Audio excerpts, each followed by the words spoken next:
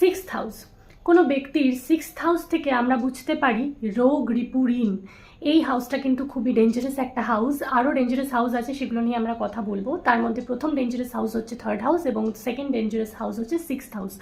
Sixth হাউসকে বলা হয় রোগ, রিপু, ঋণের হাউস।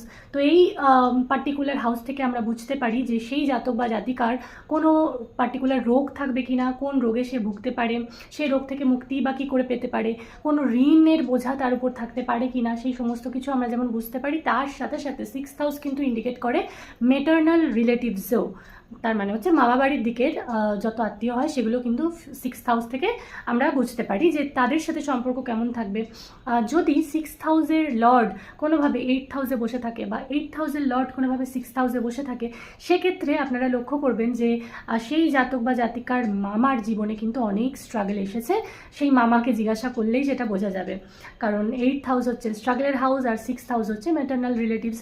তো এখান থেকে কিন্তু আমরা বুঝতে পারি সেই জাতক বা জাতিকার মামা বাড়ির সাথে সম্পর্ক কেমন থাকবে এবং তার জীবনের রোগ, রিপু, ঋণ এগুলো কেমন থাকবে সেগুলো সম্পর্কেও আমরা জেনে নিতে পারি সিক্সথ হাউস থেকে। নেক্সট ভিডিওতে আমি কথা বলবো সেভেন্থ হাউস নিয়ে, যেটা হচ্ছে ম্যারেজের হাউস। খুবই ইম্পর্টেন্ট একটা হাউস, তাই স্টে টিউনড, অবশ্যই সাথে থেকো এবং নেক্সট ভিডিওতে পাশে থেকো।